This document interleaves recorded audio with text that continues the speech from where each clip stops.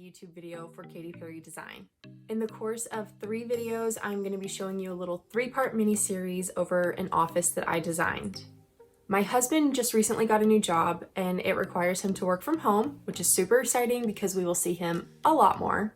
We had a spare bedroom in our basement and I thought that that would be the perfect office for him so that he could seclude himself away from us while he's working during the day.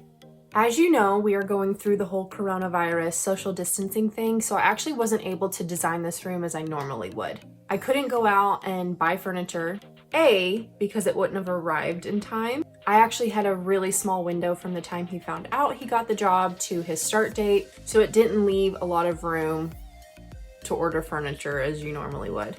B, I could not really go out and buy decor because all of the stores were closed here. And C, I couldn't really go out and buy new materials to make something.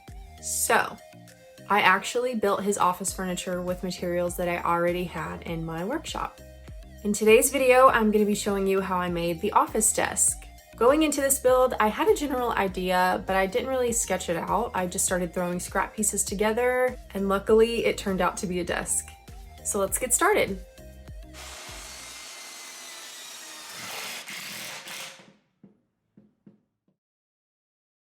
For this desk, I'm using 3/4 inch MDF, and it's very dense, so it'll be extremely sturdy. Next, I'm setting up a straight cut jig.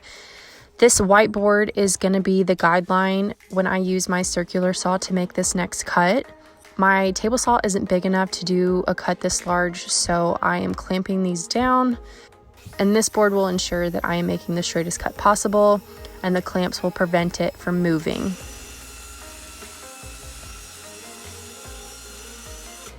Next, I'm cutting the walls of the desk, and for this I'm marking it on both sides. And to cut this one, instead of using the previous jig that I had, I'm going to be using the Craig Rip Cut.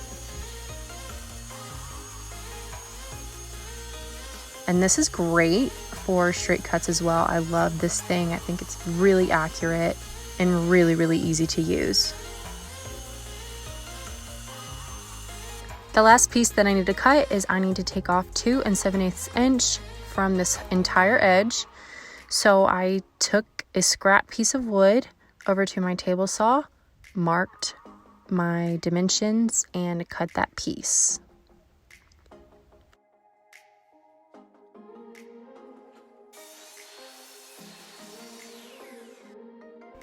Then I took that piece over to my table saw and slid the fence, locking it in place.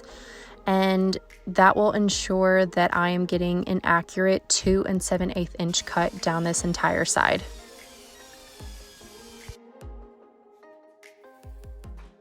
And now I am just making the final cuts to the side walls of the desk.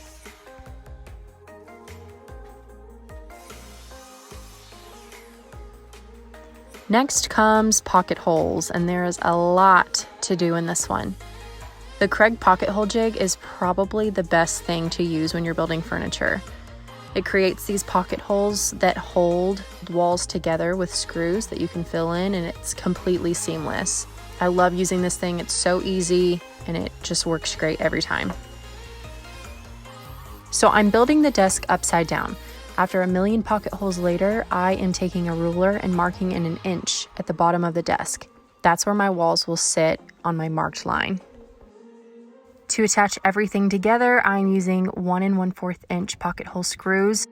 Since my thickness is 3/4 inch thick, this is the recommended screw to use.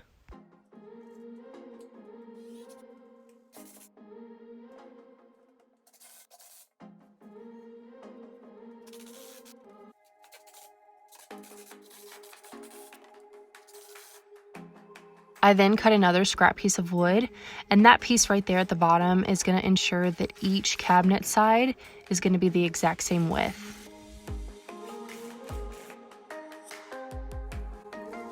I remembered that I had these extra bench legs that I was going to use on a different project about 2 years ago. I ended up not using them, and I thought that these would be perfect for the desk. The height of my desk is going to be 30 inches, so I am just marking where the pocket holes are going to go.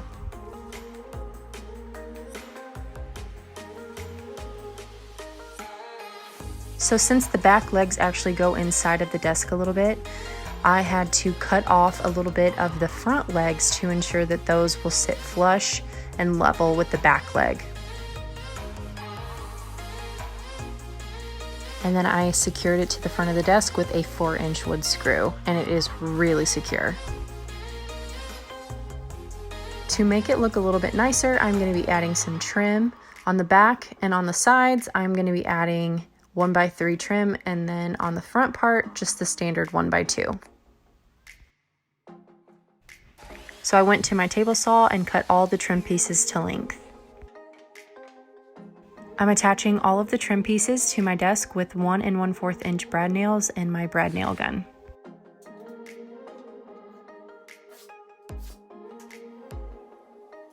For a little razzle dazzle, I'll be using some cove trim inside of my trim boxes, and that will give it a little bit more dimension. I didn't have any extra 1x2 and I couldn't leave because social distancing, so I had to make my own. It's really easy. You just take a scrap piece of a 1x2, put it in between your blade and the fence, and then rip whatever board you need. Ta-da! I made a trim piece. For the edges of the desk, I am using some 1/4 round trim. I couldn't find my router to do this to the actual edges of the top of the desk, so this is a great substitute.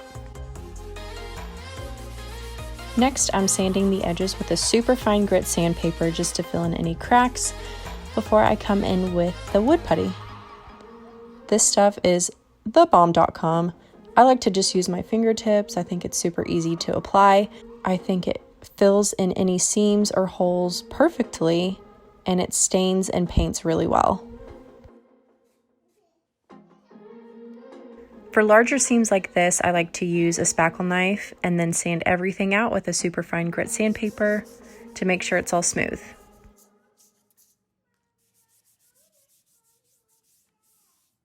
Now for the best part ever, time to paint. For inside corners, I like to use a brush, and then for larger areas, I love using the foam roller. I think it gives a really good finish, and I always use this on almost all of my projects.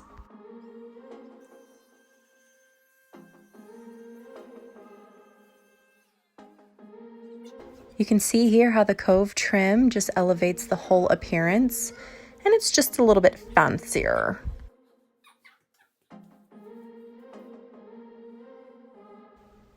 So my camera died while I was making the drawers and doing the top and final coat of polyurethane, but here is the final result. I'm obsessed. I love it. Tony loves it. Obsessed with this. My favorite details are the stained legs and especially these leather straps with the chrome detail. I love these drawer handles. Thank you so much for watching this video. I really hope you enjoyed it. If you liked it, give it a thumbs up. Please hit the subscribe button. That would be awesome because I'm new here and apparently that's what you're supposed to say. Stay tuned for the next video where I show you how I built the credenza for my office series. Bye!